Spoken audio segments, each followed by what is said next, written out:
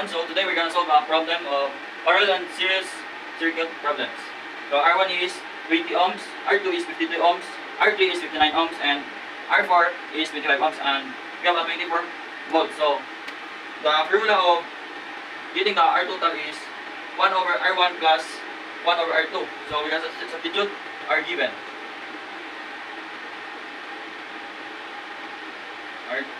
R total 1, 2 is 1 over 20 ohms plus 1 over 52 ohms. So our RT12 is 0.069 ohms. So we're gonna get the total resistance of this. RT 3 and 4. So we're gonna use the same formula. R3 plus 1 R4. So we're gonna substitute R given 1 over 59 plus 1 over 25 ohms. So the total of this R3 and 4 is 0.056 ohms. So now our parallel circuit has turned into a series circuit. So our RT12 is 0.069 ohms and RT34 is 0.056 ohms. So the formula for finding the RT in series is RT12 plus RT34. So we're going to substitute R given. RT1234 equals to 0.069 ohms plus 0.056 ohms. So our total resistance in series are 234 is 0.12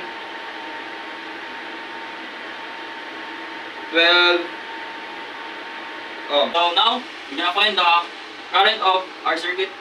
So the formula of finding the current, so we're gonna use the sampung-sampung method.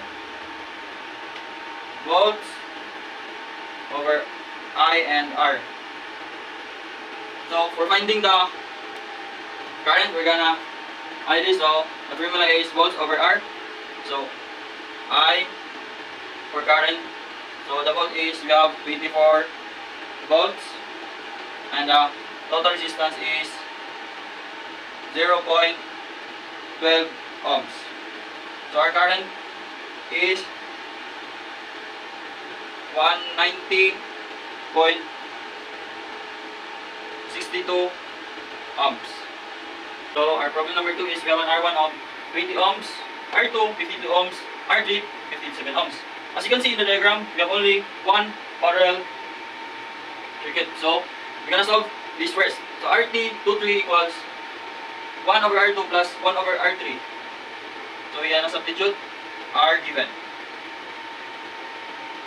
1 over 52 ohms plus 1 over 57 ohms. So our RT23 equals to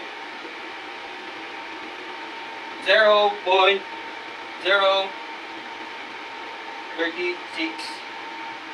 ohms. So as you can see, our diagram have turned into a series. So the formula for finding the resistance in series are RT123 equals to R1 plus RT23. So we're gonna substitute R given. So RT123 equals to our R1 is 20 ohms plus our RT23 is 0.036 ohms.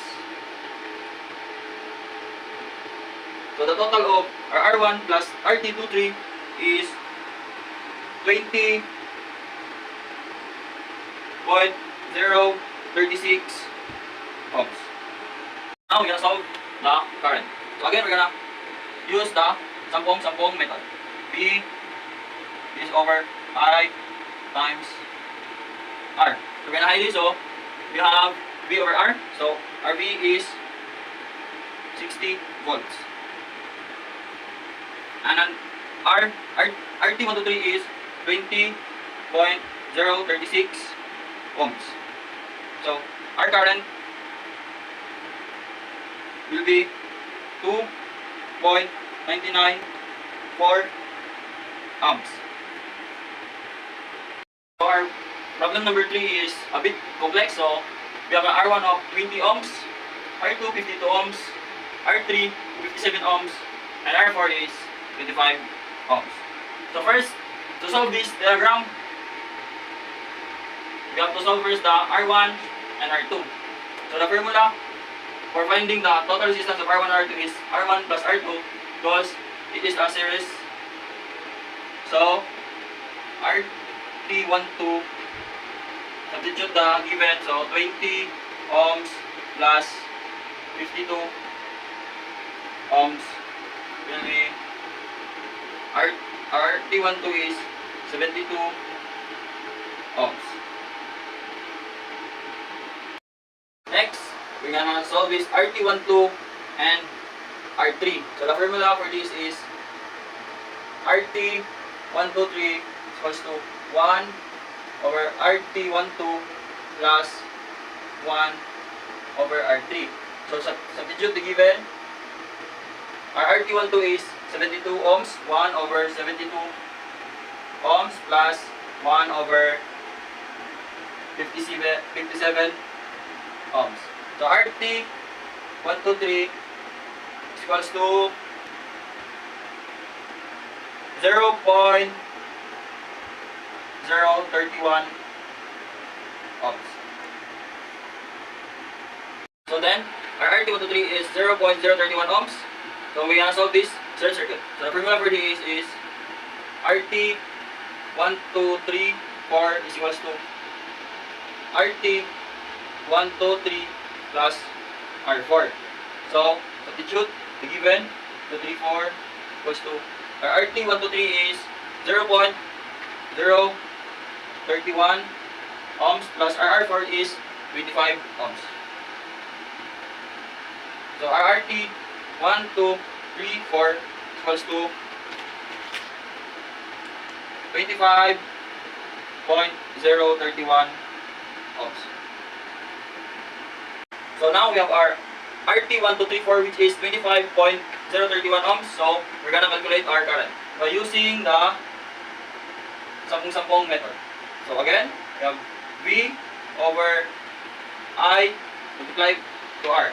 So we gonna hide this. So we have I equals to, we have 300 volts over our RT1234 is 25.031 ohms. So our total I is 11.99 ohms. So we have our problem number 4.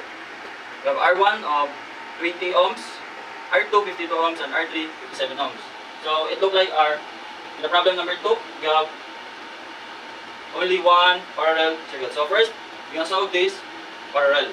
So the formula for this is R23 equals to 1 over R2 plus 1 over R3. Substitute the value. RT23 equals to 1 over 52 ohms plus 1 over 57 ohms. So our RT23 equals to 0.036 ohms. So as you can see, our diagram have turned into a serial circuit. So the formula for finding the resistance in serial circuit is R1 23 equals to R1 plus R23.